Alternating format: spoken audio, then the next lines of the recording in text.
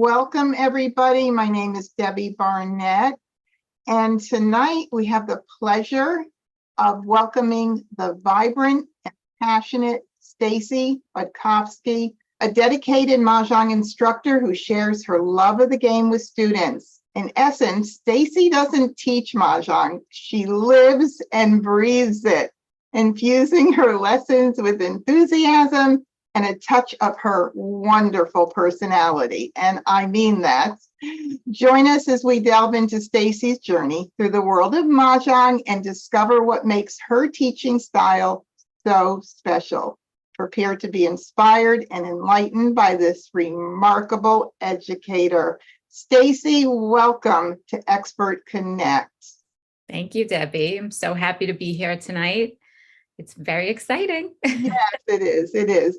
And, Stacy, of course, we know each other for a long time now, but, and I'm sure that a lot of people that follow you on Facebook and follow me know of you. But for those that don't, and for those that do watch back on YouTube, I always want to start out with, because I'm always curious myself, and I know other people are as well, to tell me about yourself and your journey with Mahjong. How'd you get into it all? It's a very good question. So my journey with Mahjong began about 20 or so years ago when a friend of mine said to me, I really want to learn to play Mahjong. And I said, you find an instructor, somebody to teach us, I'm in. And a couple of days later, she said, I got someone to teach us and I have two other people and this is when we're meeting. And that was it. And from the moment I learned the game, I loved the game. And I started to play pretty much every week. One of the groups I was playing with, well, two of them only wanted to play every other week. So Tuesday was my night. And my friend that I learned with that found the instructor, the two of us played with two different groups. So the groups played every other, we played every week. And it just took off from there. I fell in love with the game and I still love the game. It's challenging, it's fun, it's social, you use your brain. It's always changing. I feel like even though I teach the game, I'm always learning, new situations come up and, it's great. I mean, all of you here probably know that. That's why you're here. So. Yeah. And it's amazing because that one thing that you said, I mean, you said a lot of things, but the one thing that you said that stands out the most for me is how you fell in love with it. It seems to be the one common thing that everybody says who has been playing the game and is still playing the game. They just fall in love with it. It's addicting. Mm-hmm. It really is. Definitely. Well, that's great. Yeah. And a little bit later, I want to touch on something else you said, which was about that you're always learning. So hopefully I'm going to remember that in my brain because I want to touch on that with you a little bit later on in the interview here. Okay. All right. So you are an instructor, and I would like to know what inspired you to start teaching and how long have you been teaching? So I am a teacher. I have a master's in early childhood and elementary education. So for me, I always wanted to be a teacher. I never imagined that I would be a Mahjong teacher, but I did teach preschool for many years. I worked in sleepaway camps and day camps, and I was always working with children as an educator. And I was working at a local JCC in a day camp. And as any of you who know JCC life, you may know that many people who work in JCCs wear multiple hats. So one of the women I was working with in camp, she was our arts and crafts director in camp, was also the adult director at the JCC. And so I mentioned to her that I was going to play Mahjong that night. And she said, oh, you play Mahjong? Do you think you could teach Mahjong? And I said, a little scary thought, right? Scary, but I was like, okay. And when I mentioned it to the friend that I learned with, that same friend, her name is Sarah, she said, well, why don't we do it together? It'll be less scary and we'll figure it out. And I was like, okay, let's try it. So at that JCC, and I still teach at that JCC, I don't remember when I started teaching, but it has to be at least 15 years. I wasn't playing that long when I started teaching there. And I was really only teaching there. That was the one place that I taught, and I did it for a couple of years just there. And then when I was the camp director there, once I left, I decided to teach more Mahjong. And then I started teaching in a bunch of different places, senior living facilities, other JCCs, community centers, libraries. And it just, I was doing it, but it wasn't my full-time thing. I also became a certified health coach. So I was doing both. I was working it, right? Wherever I could get something to do, I was doing it. So, but then during the, when everything shut down in 2020,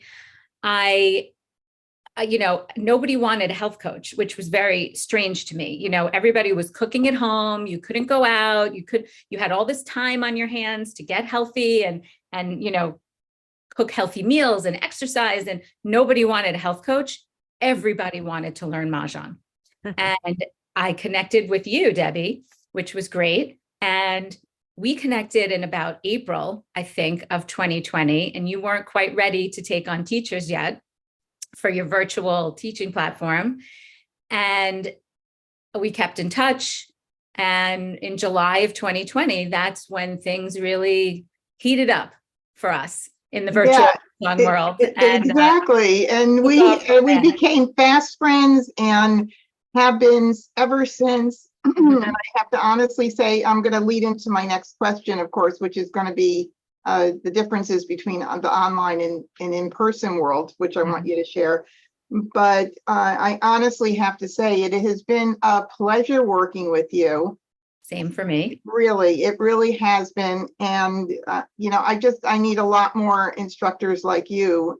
We need a lot more instructors like you, not just me. We need a lot more like you, because the compliments that you have gotten, they're so endearing. And, I know people know how much you care, and your patience and everything shines through. So I commend you on that. So I'm going to now lead into my next question, which is, because you have been teaching online and in person, and I know that you taught online a lot more during COVID years, and now it's a balance and you're probably teaching a little more in person.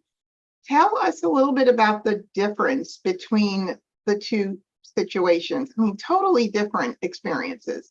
It is. It's very, very different. I think that for me, I've always been sort of a technology geek in secret, like a closet technology geek.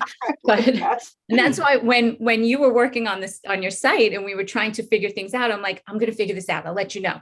And I would check on things and figure things out and then get back to you. Why don't we try this? Right. So we did a lot of trial and error stuff. Oh my goodness. Yes. So for me, when the world shut down and I was like, what am I going to do? I had 10 in-person classes on the schedule for that spring. And then it was nothing. And I'm not and you know this, Debbie, but I'm not a sit on the couch and watch Netflix all day kind of person. So I was like, what am I going to do with myself? I have to find something to do. It was good for a couple of days. And then it was like, what do I do? Yeah. So being able to teach online was great, and finding you was great. And I was trying to figure out how I could do it before I even spoke to you. I'm like, is there a way that I can do this? And I couldn't figure it out. So I was like, forget it. And then I connected with Debbie and it was great. So I would say the one big difference for me for teaching online is the connection that you have with the students. When you walk into a room and you're chit-chatting, and even before class starts and people start asking you questions about yourself and where you're from and all of that kind of thing, it's very different when you hop online. And I tried to get my students to talk about where you're from. So before we even start, unless they're a group of friends that already know each other, and we had a lot of those, but there are sometimes classes that you piece together, two people that may know each other and then two people that don't know anybody. And so I always like to have people say what their name is, where they're from, why they want to learn.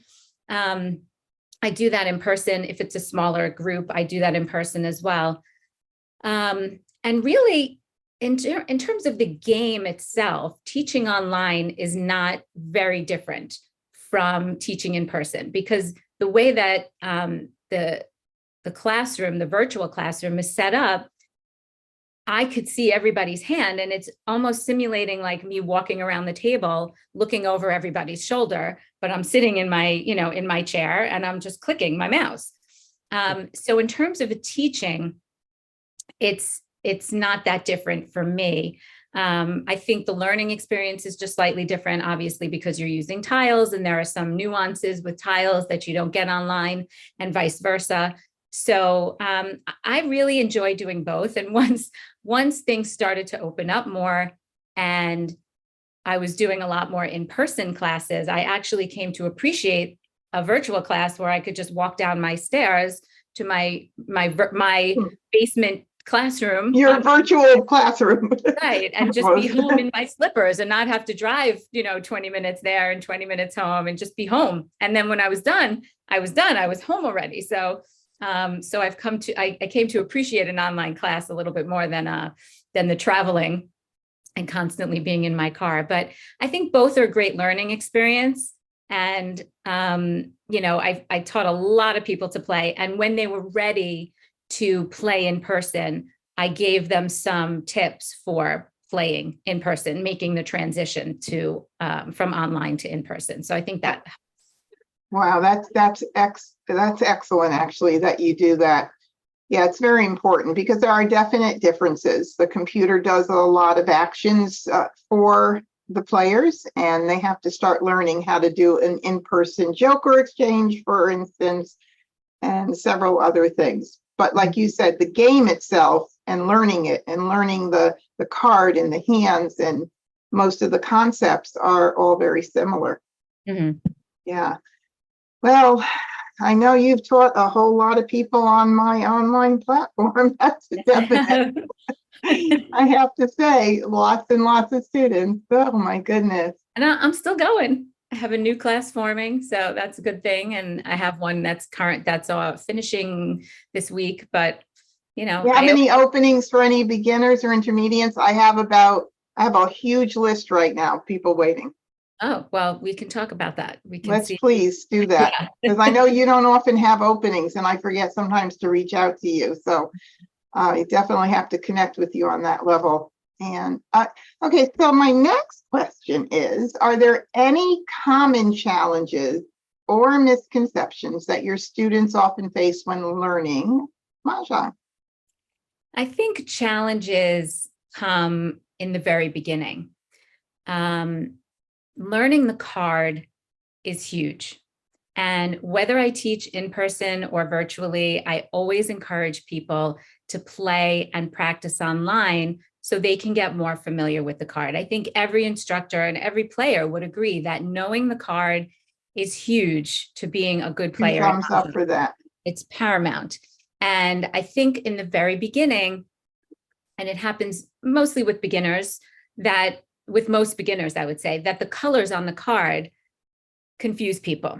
Mm-hmm. And I always say, there's so many colors out there. I'm not really quite sure why the Mahjong League chose to use green, blue, and red, because so many people think that the colors correspond to the suits. And it makes sense that it might, but people have a hard time getting over that. So that's a challenge. But a misconception would be, I think, that a lot of people think that Mahjong is a very easy game to learn. And it's not rocket science. It's not impossible to learn. Mm-hmm. It's not one of those things that you're like, oh my God, I'm never going to learn this game. If you stick with it and you practice and you play, you can certainly learn the game. Mm-hmm.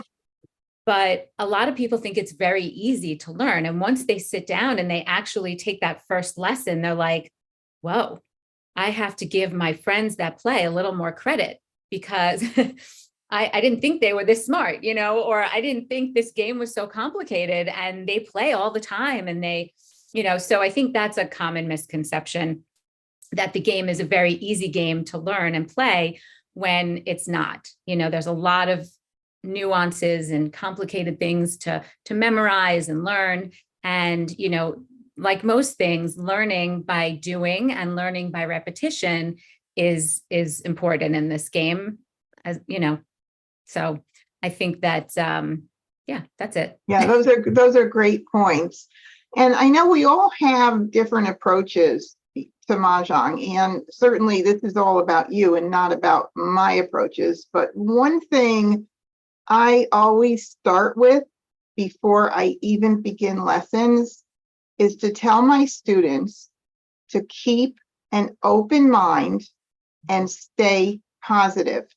Because as soon as they get in their head, I'm not going to learn this game. I've been told it's difficult. I'm so nervous. I'm going to be embarrassed if I don't get it. As soon as they get that in their brain, they cannot turn it off. And I don't know how many people I've taught over the years. I don't know how many you've taught, but there's a tiny percentage of people, and I'm sure you'll agree, that just couldn't get it. And those all have that one thing in common. They're closed-minded and they walk in and start out immediately with a negative concept of how this is all going to play out. Yeah, I totally agree with that. Yeah. What is your approach to teaching? What methods or techniques do you find most effective? I also, like you, tell my students that Mahjong is not like any other game they've learned, so that they do need to open their minds. But I also let people know that they need to give themselves some time and be patient with themselves. And if they really want to learn the game, they have to put in the work, just like anything else you're going to learn. If you're learning to play an instrument and you take a lesson, let's say you're learning to play the piano and you take a lesson and you don't practice in between your lesson, then your teacher shows up the next time to give you another lesson, but you haven't mastered what they taught you last time. So it's just like anything else you're going to learn. You have to take a lesson and then practice in between. And then you'll come to that next lesson with some experience and maybe some questions that will help you continue to learn. And you can build on that. And that's why I love to tell beginners that now that they've they've learned the basics, they should advance that and take the next step class and learn some basic strategies in an advanced beginner class.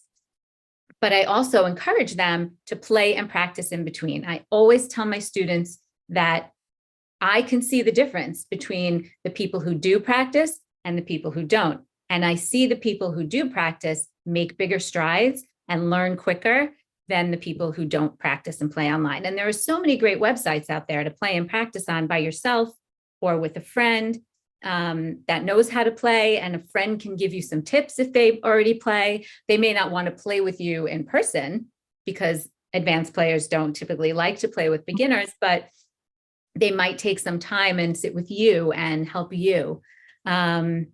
So I always tell people, just be patient with yourself, give yourself some time, and you have to play and practice. Yeah, and the practice and having the ability today to practice online is just absolutely unbelievable. I mean, because we never had that, when I was growing up, I never had that experience. Right. And I'm sure that once students practice online, they have all of these questions that come up with, why couldn't I do this? Or what did I do wrong with this? And, having a next level class is really important if you want to get to a better level. I mean, you could stay a beginner, and I tell people you can be a mediocre player. There's nothing wrong with it. There's a lot of people out there that just never grew in the game and they are at one level. But if you enjoy growing in anything, that you do, if you're that kind of person, you want another level class to learn those strategies, like you said. Right. For sure. Absolutely. Okay, so is there any memorable or heartwarming stories from your time as a Mahjong instructor that stand out? Yeah, so the benefit of teaching locally for me and in person is that sometimes I get the privilege to be able to teach people that I know, or mothers of people that I know, that sign up for a class. So one of the stories, it's one of my favorite stories. So I have a friend who lives locally. Her daughter and my son have known each other since preschool, and my younger son is about to turn 22. So I've known this woman for a very long time, and we clicked right away. And she was working very full time when our kids were little, and I was working in that day camp at the JCC. And so her mother would do a lot of pick up and drop off for her daughter. So I got to know her mother as well. So fast forward, this goes probably about 2 years ago. It was when things started to open up again. Unfortunately, her father passed away, and she was trying to get her mother back into social life and doing new things and meeting people. And so her mother signed up for my class at this same JCC. And I was thrilled to have her in the class, and a little worried, my friend was a little worried about her mother and how she would do. And, of course, when it's someone I know, I give a little, I hugged her hello, made her feel welcome and warm. But the best thing that happened in that class, and I still get a little choked up, was that she met another woman who was also a single woman, and the two of them just clicked. And this woman was also a professional, in her life. And I think she actually still worked, but she was a very independent woman. And they became immediate friends, and they would go to lunch after class, and they found some other people to play Mahjong with. And she not only made a new friend, but this woman helped her so much in terms of getting back into going out and doing things, and, the learning. And it probably had nothing to do with me, but it made me so happy that this happened and I was a witness to it. And that was one of the best things like ever for me. Yeah, well, the connections that are made through Mahjong are amazing. And we hear stories like this, over and over again. The support that people provide and the friendships that come through Mahjong are just wonderful. And it's just great to hear a story like that, because it's such a great game to play, especially if you don't get out, if you don't have a large circle of friends, if you feel lonely, you're going to be welcomed and you're going to be a friend right away when you start playing. Right. And Really it's a small group setting. So it's not like you're walking into, a big, singles event, to a single, there's no pressure. You're just coming to learn a game and, meet some other people that have a similar interest as you. And hopefully you'll meet someone that you can, continue to play with. But, the fact that they were able to become friends, and I'm pretty sure they're still in touch with each other and they see each other fairly frequently. I think they're still playing. I actually saw my friend yesterday. I should have asked her. I forgot to ask her about it. Yeah, that'd be interesting to see how that's all going. And actually, this segues into my next question beautifully. And how do you foster a sense of community among your students, both online and in person? Right. So online, I also do encourage my students to maybe get together with each other to play and practice in between classes. I give them a list of the websites that they can use, and I encourage them to try to play with each other. Excellent. But I do that in my in-person classes as well. And sometimes I have a class where there's a group of women that come together, 4 or 5 friends, and they come to a class to learn together. But then there are also other people that aren't part of their friend group. So I do try to, they tend to want to play just them. So I try to mix it up a little bit and have them all play together. But I also try to let them know that they could, get together outside of class and play together, either virtually, play online, or get together in person and play. A lot of the JCCs and some of the libraries I teach at will open up a space for them to come and play and practice in between lessons. So I do try to encourage that. And again, I also try to make sure they mix and mingle within the class so that they're not only playing with their friends, and people that might be at different levels. Even in a beginner class, you have people at different levels, but I Absolutely. try to mix them up a little bit that way too. Yeah. And do you find that certain people just kind of connect together more than others? I've found that before, where there would be four personalities that just worked out and they're like, oh yeah, we got it, and of course where they live and how close they are matters a lot too. I see it a lot with the age of the women too. Like if there's a group of younger women, they sort of gravitate together, Gravitate together, and the yeah. older women will gravitate to each other. So I try to have them mix it up a little bit. But truthfully, I think that eventually, if they do meet people in the class, they need to be comfortable with those people to hopefully continue to play with them after class. So I always encourage that. But if they have groups that are sort of naturally forming, I sort of let that happen as well. So. Excellent. That's great.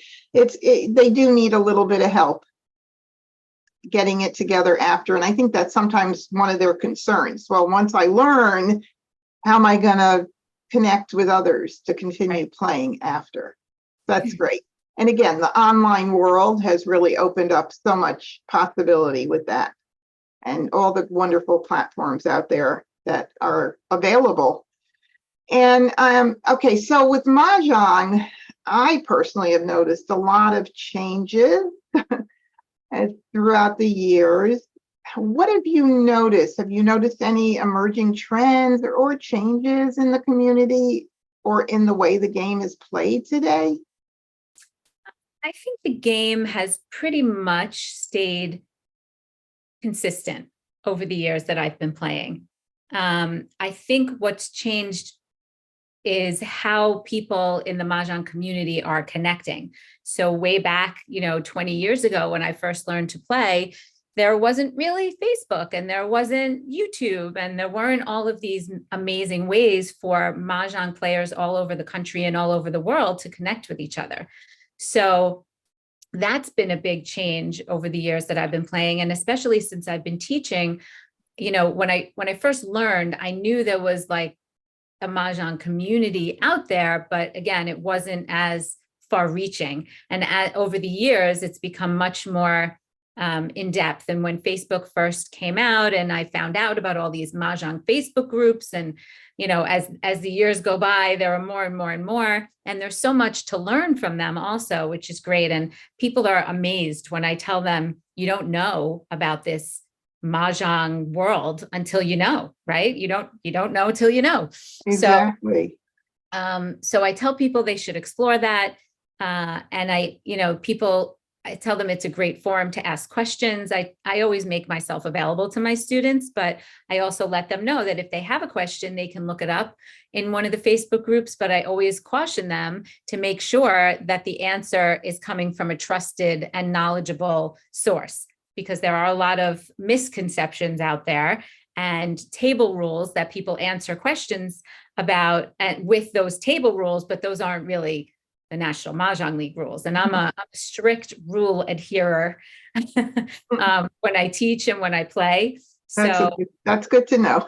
Yes, I only teach National Mahjong League rules. I've actually had students come back to me and yell at me about not teaching them certain things, but those were table rules. And I said to them, I don't teach it because it's not really, I don't teach it in a beginner class because they're table rules. They're not rules that the National Mahjong League goes by. Now I include those table rules as one of the lessons in my advanced beginner class, because I want people to know that they exist, that they're out there, and they should be aware that they're out there. But yeah, I don't think much has changed in the way of the game. But the community has gotten much more, much deeper and much more widespread, I think, and much, it's been brought together.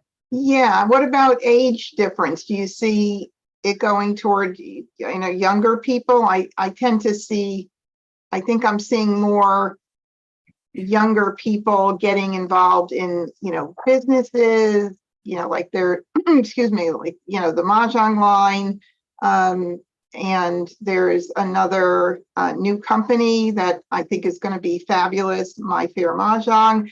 These are young gals that are just totally immersed in Mahjong and spreading the word to the younger crowd.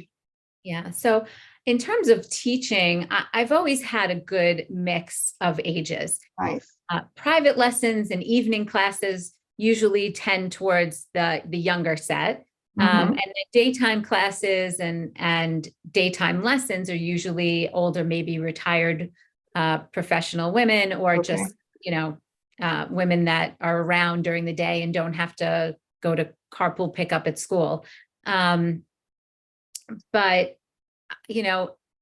business wise, I mean, I think, unfortunately, what happens as we at age, everybody is younger, so the fact that, some younger You're women, still a baby, Stacy. I don't know about that, but, I think people get, the older you get, the younger other people get. So, finding those women that are starting these businesses, to be a little bit younger is interesting.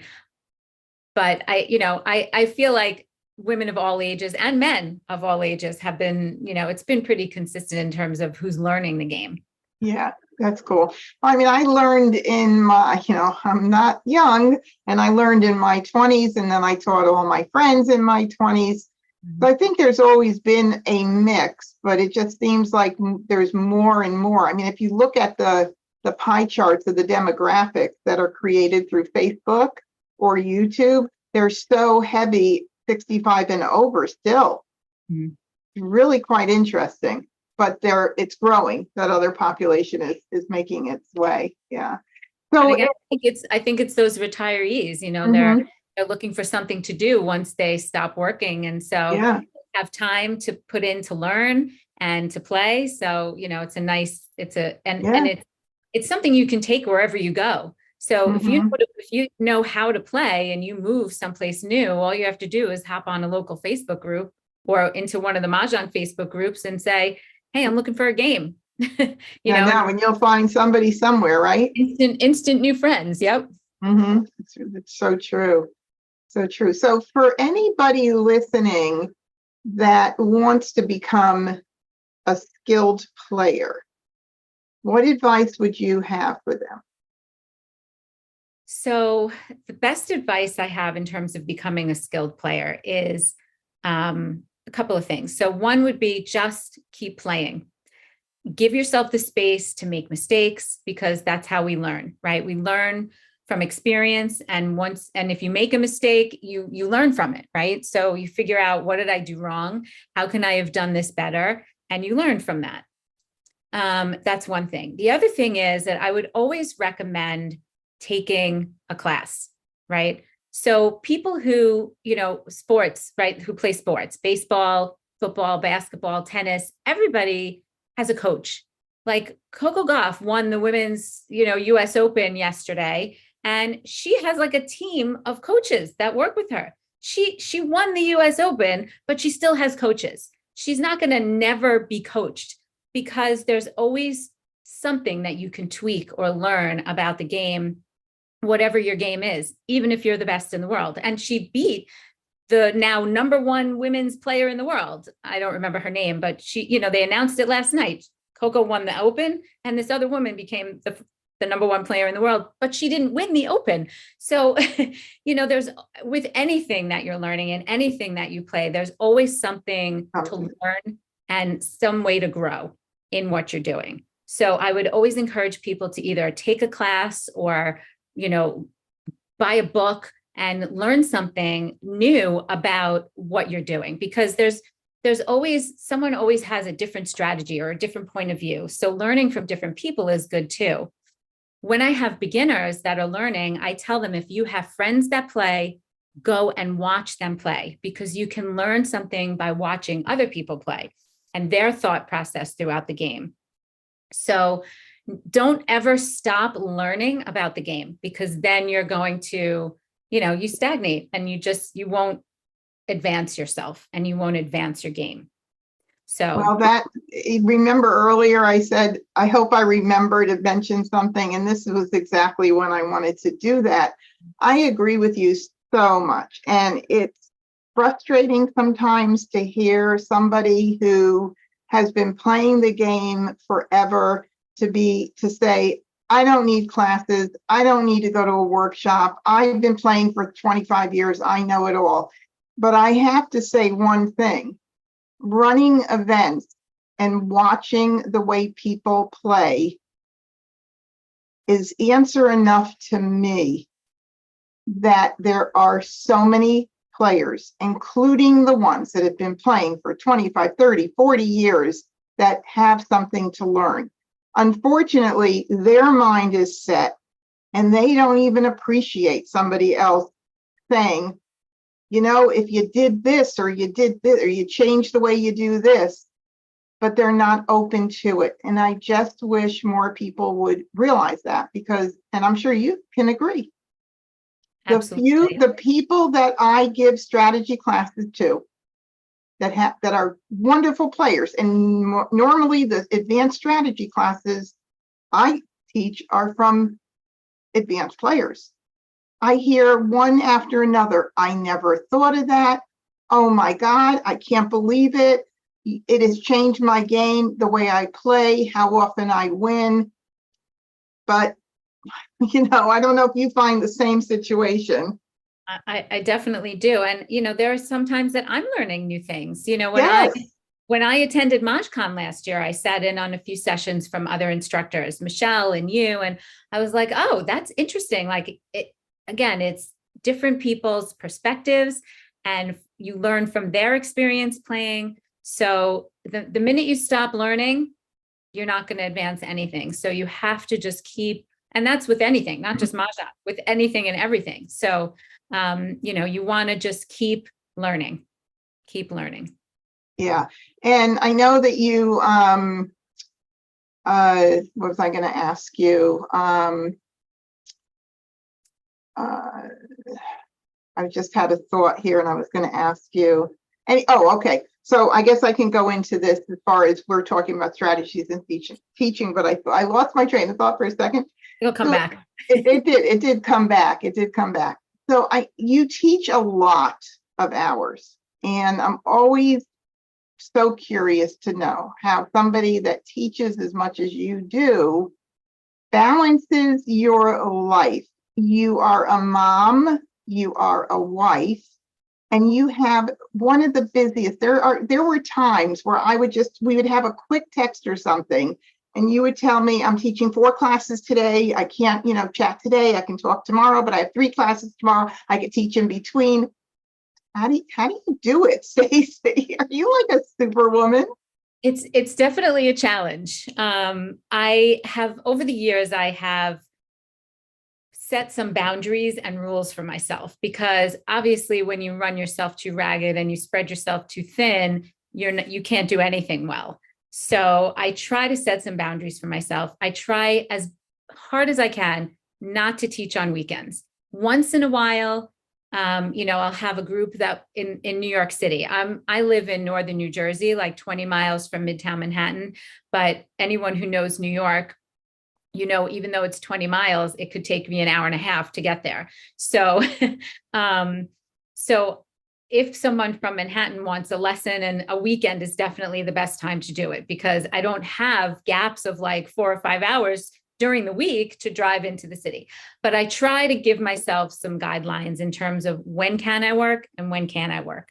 So I try to not work on weekends as much as possible so that I have a chance to recharge and refocus and spend time with my husband and my children when they're around. They're both out of the house at the moment. So one of them's not coming back, but the other one's in college. He's a senior in college. So he's coming back maybe for a little while.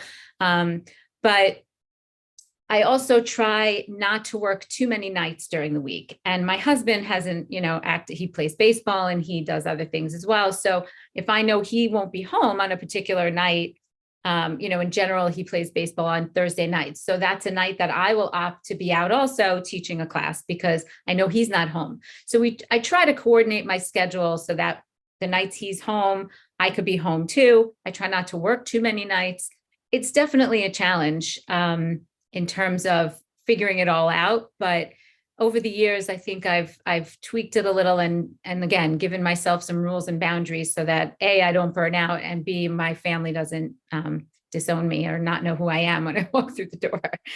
Yeah, well, I know that your health and being active, exercising, all that is very important to you. And I'm sure that that helps tremendously to give you the energy that you need Yes, absolutely. As to I run mentioned around. before, yeah, I'm a health coach, but I also work out every day, sometimes twice. I eat very healthy. I drink a lot of water. So those things all help with my energy level and my ability to be clear and focused and you know, be able to run around and do the things that and the other thing is that I love what I do. I love teaching Mahjong. I love meeting all the people that I teach. I love, you know, the connections that I make with people and the connections I see them making with each other. So it's rewarding to me, and that motivates me to do more also.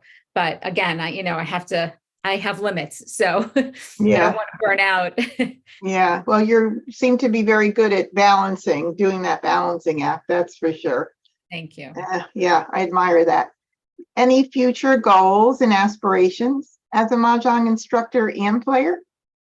As a player, you know, more jokers, more more wins. But as an instructor, I just, like I said, I love what I do. I hope to be able to continue to do it for many, many years. You know, my goals and aspirations are really to just keep doing what I'm doing. You know, if an opportunity comes along that I can help somebody or take advantage of to, you know, better myself or better the players, then, you know, I will definitely take advantage of that. But you know, I just, like I said, I really love what I do, and I just hope to be able to continue to do it for many years. Excellent. Oh, I'm sure you will be. It doesn't look like you're going to be stopping anytime soon. Hopefully not. All right, ma'am. Are there any upcoming events that you'll be participating in that you'd like to share with the audience? I know, of course, that you will be returning to MajCon this year and running 2 sessions there, actually 2 strategy sessions there. I'm thrilled that you're going to be returning with us this year, and really looking forward to being with you, spending time with you again. So what do you have on the agenda? So that's really it right now. Teaching lots of different classes this fall, beginner, advanced beginner, and somehow, some way, people almost every day are reaching out about private lessons and, you know, classes and other things. So it's really great. But really, I'm right now I'm focused on MajCon, and I'm looking forward to going back. I know it's the 3rd annual MajCon event, but it's only my second. I couldn't go to the first one. But I'm excited to be there and teach about strategies this year. And I'm also, you know, I was the winner of that fabulous automatic Mahjong table last year. So And you weren't even going to buy a ticket, Stacy. it was it was a last minute purchase. My husband said, get some tickets. So I said, okay. And then like literally 20 minutes later, I'm sitting on the floor at the closing ceremonies and you're pulling the raffles, and it was me. And it was crazy. But I have my table. I love my table. I played this morning with my friends. They came over and we played, and it's just fabulous. Like, we get in so many more games, and it's just a special, you know, piece of equipment that you never thought you needed until you have it. And now we can't live without it. Yeah, and I remember when it first came out years ago, and what they were selling for at that time was absolutely crazy. And it was like, oh, in my dreams, you know, I'll have one. And of course, now my husband and I are selling them, and it's lovely. I mean, it's, you know, sure, out of state, we have to ship, and it's more challenging if somebody's not local in Florida. But we have instructional videos on how to fix jams and all different things. He gets on the phone with people. He can walk them through every little thing of what to do. And of course, if you're in Florida, it's even better. But I've heard some horror stories about people that are buying them. They're just shipped to them. They have to put it together themselves. They don't get any support after, because there is nobody that can get on the phone and help them. So you know, that's a a pretty important piece of that. And we will be raffling another table this year, and we're donating a table as well to the silent auction for Alzheimer's. So there are going to be two chances for people to get an automatic table. Get your ticket, Stacy. I'm sorry, Randy, say that again. I said, get your ticket. Yeah. She's already got a table. And I will say that the support that I did get when we had the table shipped and we were putting it together, and we had whatever Randy taught my husband, who I call my husband tech support, was great, because we had a couple of little minor issues in the beginning, and now we have some rules about when we're allowed to pay each other and where our racks need to be when we open up the table. But the support, even winning the table was amazing. And Randy makes these beautiful surrounds with the inserts, and it makes it look like a beautiful table, not, because the Mahjong tables, they're not a beautiful piece of furniture, but the surround that Randy makes to top it off really makes it look like a nice piece of furniture. So, and a place to hold the card. Yes, that too. That's an important It's functional feature. and beautiful. Yeah, exactly. All right. And before we open it up to Q&A, Stacy, I'd like to, and I'll put this in the show notes as well for people to be able to find it after. If somebody wants to get in touch with you about online or in-person lessons, because you don't have to be in New Jersey to take lessons from Stacy, what is the best way for them to reach you? The best way would be to email me. My email address is stacymahjong@gmail.com. Very easy. No E's in any of that. Okay. I also have my website, which has a contact form. It's stacymahjong.com. Very easy. So stacymahjong@gmail, stacymahjong.com. I also have a Facebook page, which is Stacy Mahjong. So, and what was that again? So you can find that on Facebook as well. You can message me through Facebook. You can also, find me through Debbie if if you're looking for me and you're not sure how to find me because you're not sure how to spell Stacy. you can reach out to Debbie and she could put you in touch with me too. And, I'm always happy to hear from people, even if you're not a former student or a future student. If you have questions, I love it when people send me questions because, it keeps me fresh. It gives me those connections. I always have people reaching out. I'm looking for a game. I need to find this. I need to find that. What do you recommend? I need a set. I need this. So, I do love hearing from people in the Mahjong community. So feel free to reach out. Excellent. All righty. Well, Stacy, I'm going to go ahead, and there are some questions that did come in, so I'm going to go ahead and remove myself from the spotlight here and make you center so that everybody can see your pretty face. All right. So let's see. Kim had her first question had come during when you were talking about playing online, practicing online, and all that. And she said, "How about older people who don't go on the computer?" Okay, so for older people that don't or are not comfortable going on the computer, if you are comfortable with an iPad, you could use that. But there are ways to practice with a Mahjong set with the tiles and the racks. And basically what I will tell people is, again, you need to know the card. That's a huge piece of learning Mahjong. And what you can do is set up the tiles, just mix them up face down, grab 13 random tiles and put them on your rack, and then do a mock Charleston. So you would take your 3 tiles that you want to pass, put them face down, to the side, and then pick another 3 random tiles, and then continue to do that, 6 or 7 times or 3 times if you want to stop the Charleston. And then that's great practice for choosing a hand, which is one of the hardest parts of the game, but it also helps you to get to know the card. Another way is to just sit with the tiles and put the hands together.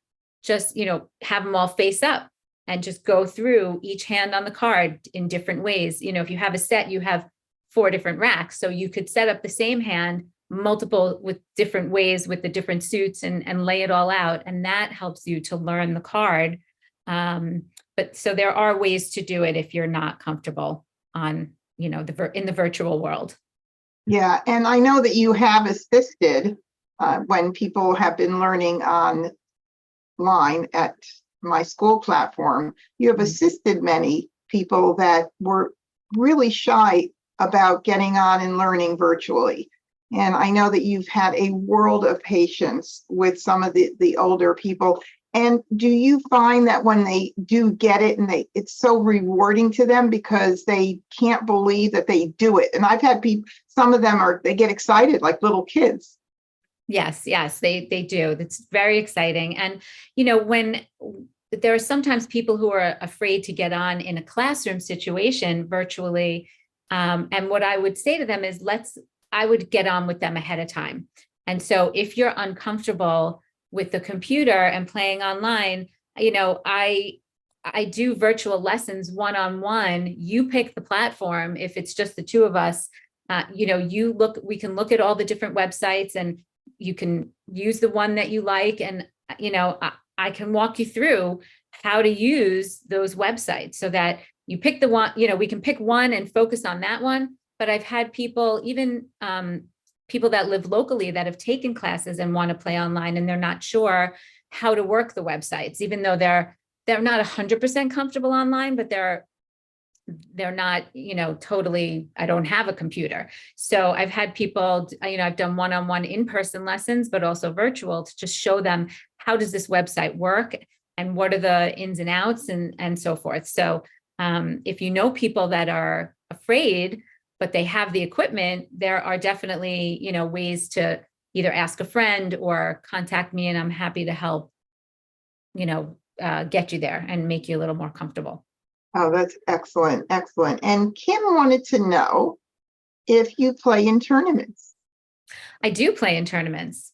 I haven't in a while because I've been just busy, but I've played in-person tournaments. I played in online tournaments during the pandemic. There were a couple of online tournaments that used, I think it was realmahjong.com. And it was really fun. I actually really liked the virtual tournament, but in-person is also a great challenge. The first couple of times I went, of course, and the first round you play, you're always so nervous. But oh my goodness, that first tournament experience is ridiculous. It's scary, definitely scary, because you get there and you think everybody plays better than me. Everybody's more experienced, but it's the same. Everybody's, and of course there are always people at different levels, but it's so much fun to play in tournaments. It just brings your game up a notch, but I've also made big mistakes in tournaments. Like I called on a concealed hand and then I realized, and, it's hard to recover from that. I've made mistakes in tournaments, but, it's just a fun experience. I mean, it's going to happen. We're all going to make mistakes, right? And if you approach it with the right mindset, like I'm not here to win the whole thing, I'm just here to have a good time, then it's a whole different ballgame, Yeah. Yeah. And if you could just think, okay, I'm sitting down in my living room with my friends and playing, just have that in your head. Don't get so stressed about it. That you're at the actual tournament. But yeah, the first time we're all going to go through those nerves.